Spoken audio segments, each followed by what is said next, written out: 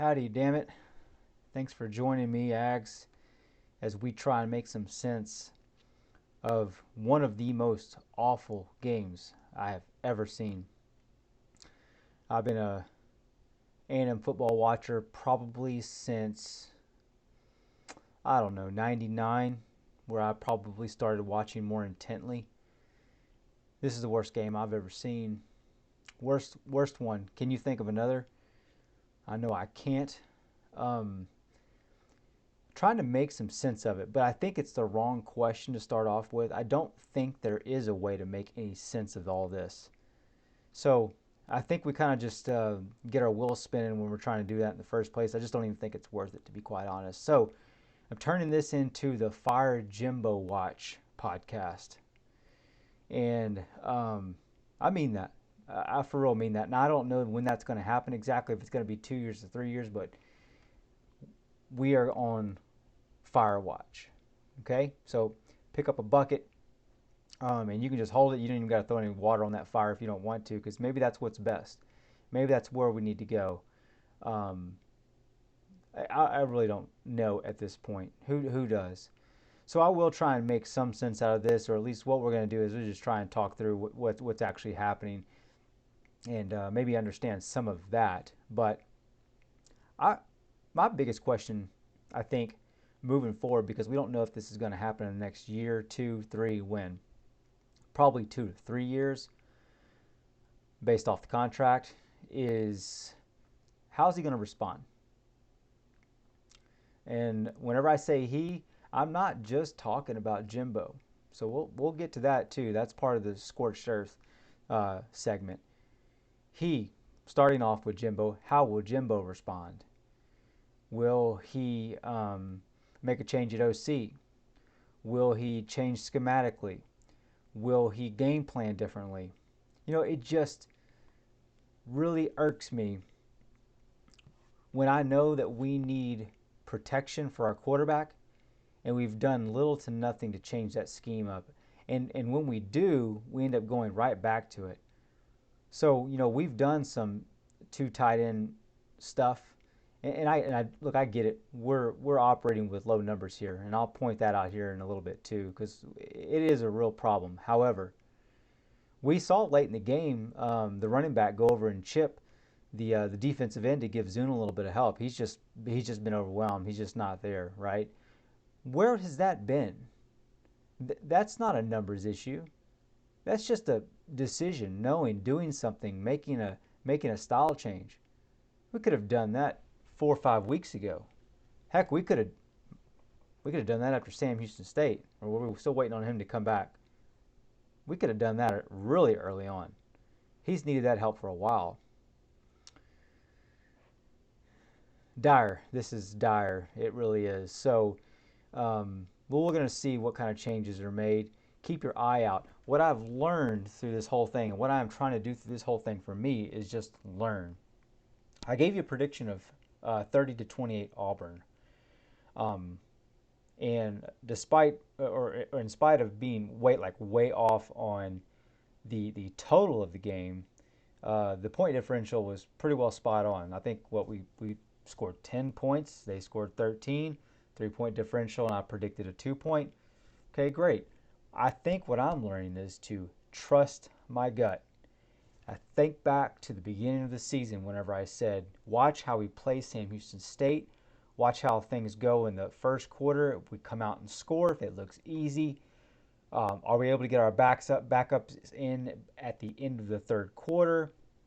And will our second string be able to move the ball on Sam Houston State in the fourth quarter and hold them to little to no points? Most of all, that didn't happen, did it? And I should have known, and I did know. I did know at that point.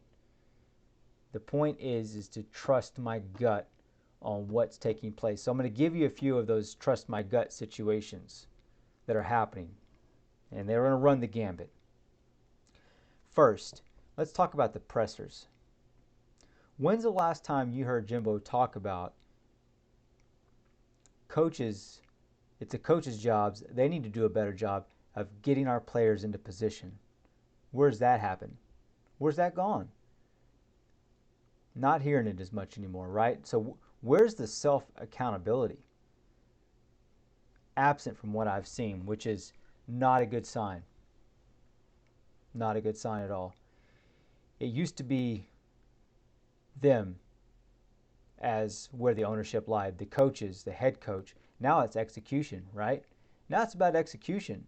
That's a fancy way to say the players need to do it. And there's truth to that, but as part of the head coach, what you want to do is for your players to be able to execute better, what do you got to do? You've got to change something. You've got to do something differently. If they're not executing, it is in part because of you. Maybe not everything as the head coach, but it's partly because of you.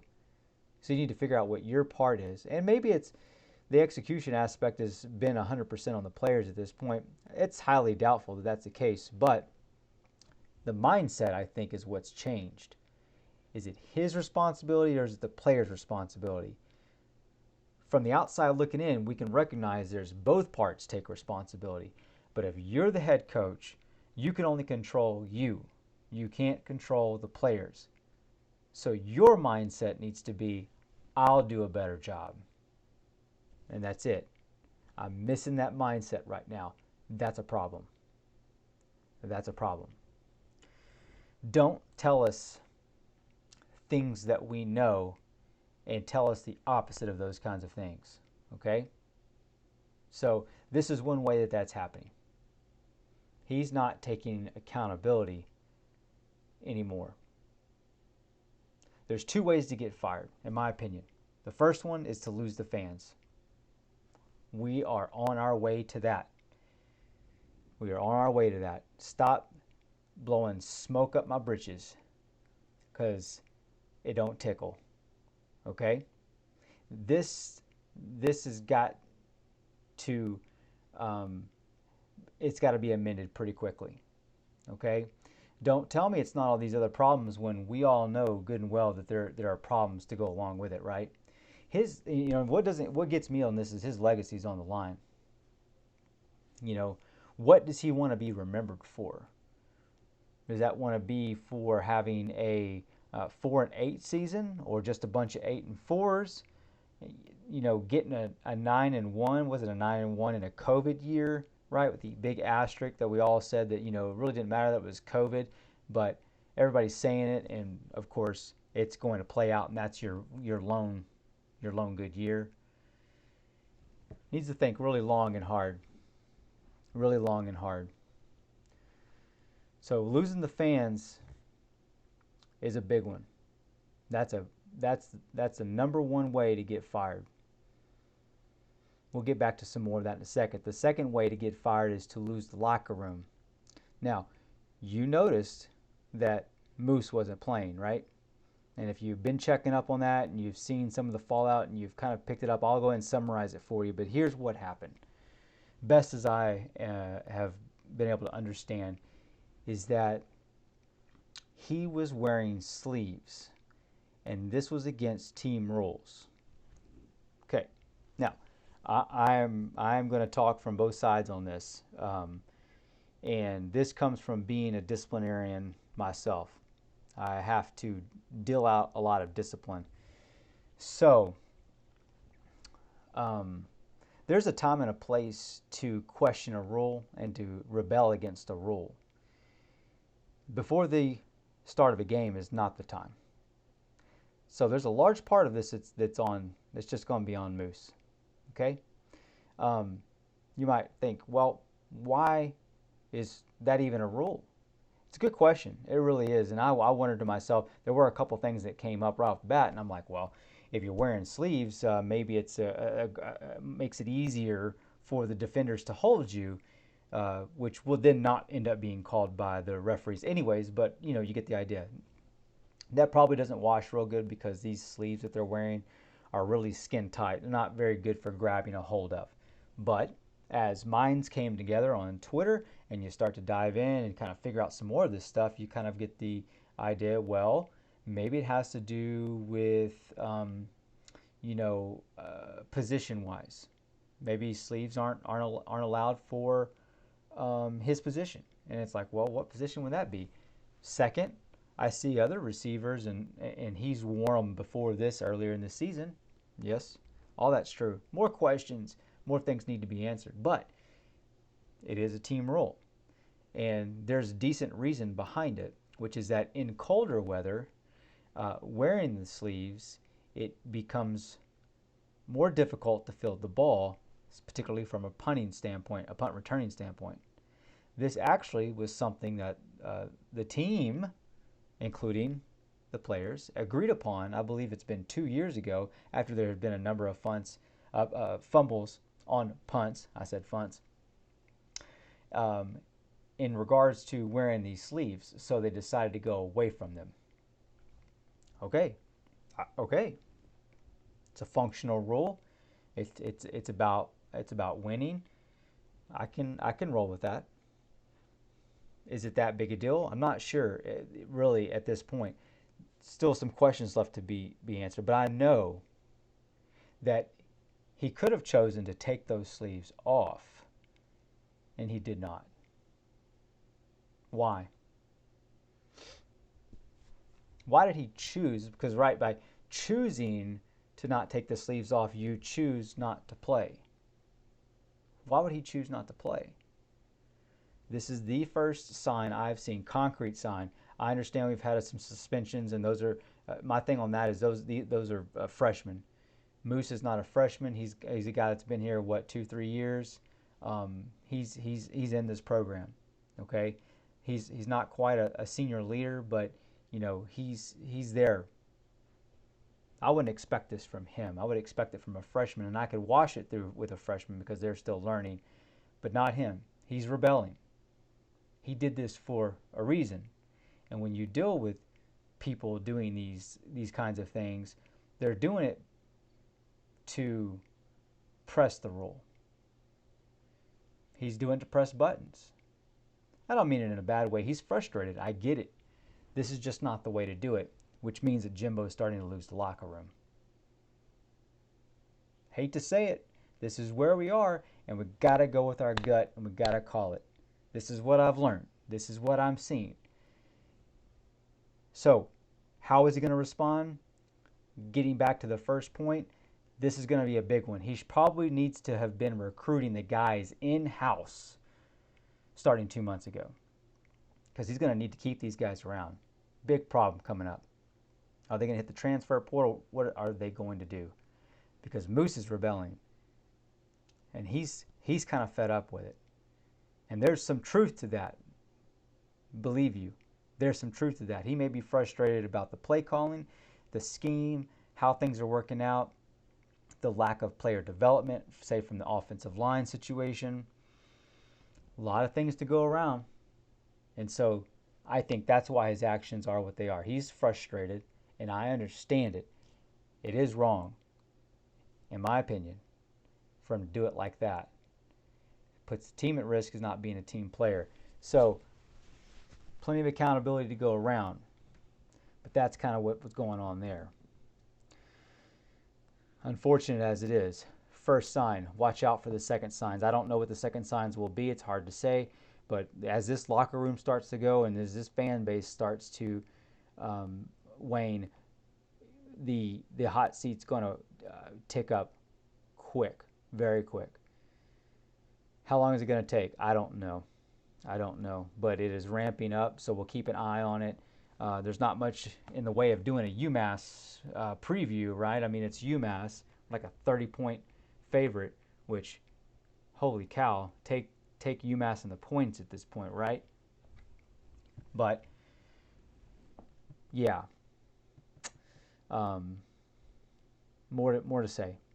Time for, I think, if it hasn't already been a little bit that way, scorched earth. It's time for scorched earth. Again, we've talked about Jimbo. Let's move out a little bit. And if we're going to hold Jimbo accountable, we might as well hold a lot of people accountable. Okay? I mentioned this a couple weeks ago because I worked on holding myself accountable, and I'm actually in a process of doing it again on this because I need to make sure I trust my gut. Stop living in the world of hope. and maroon Kool-Aid. There is a truth about a situation, and we need to make sure we're doing that. Jimbo bears a lot of responsibility, but he ain't the only one. And it starts from the top down. We may not like to get to that point, but we rarely do it. Who extended his contract? I think it was out in 2019. Who did that? The Board of Regents did that. Did they have a good reason? You could make an argument that they did. This was the time when like Woodward went over to LSU, right? We were worried about whether or not he was going to try and recruit Jimbo over to LSU. And so we wanted to make sure that we locked him down. I get it. But results are results. You got us locked into a guy until 2031 who's not producing. And our program is on the line. Are we about to get out of this and our program's going to be in shambles? This is a big deal. Sharp, big deal. Bjork, big deal. Now, you had more to do with the extension than the contract itself, but still, there needs to be weight applied to you so you can understand what's at stake.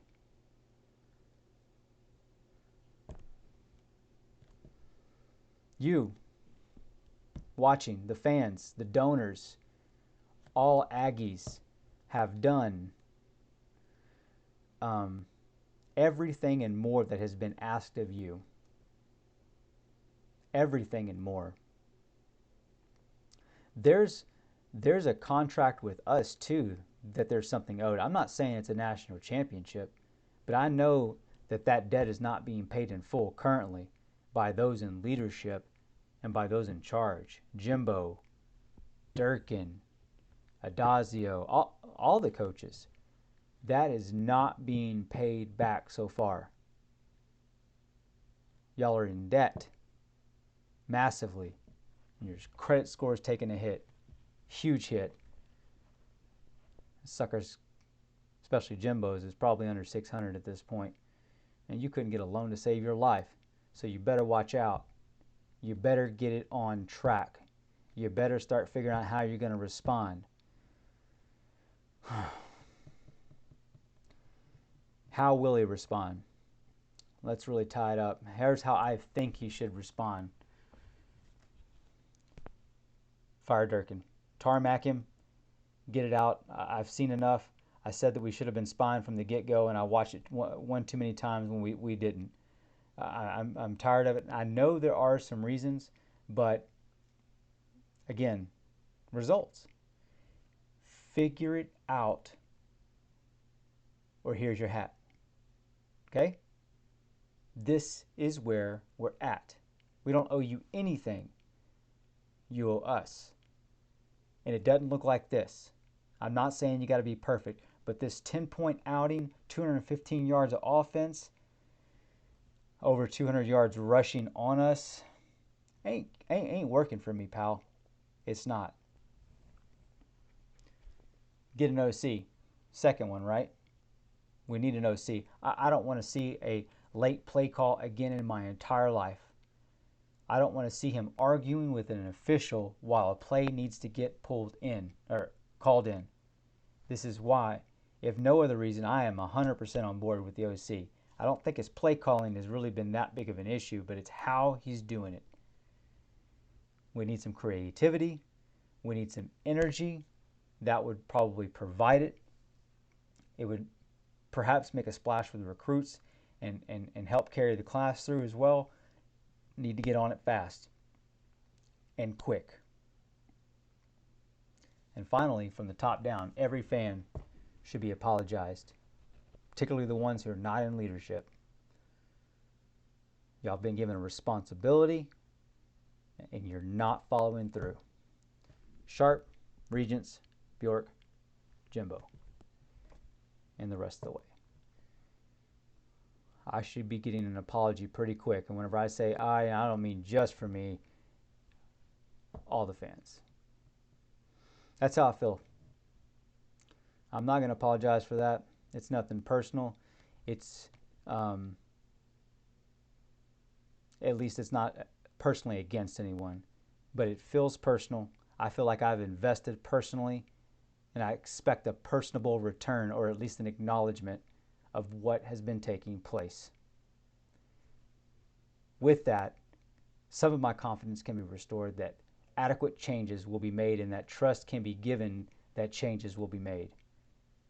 Because this is not cutting it. Am I right? Am I right? I don't know.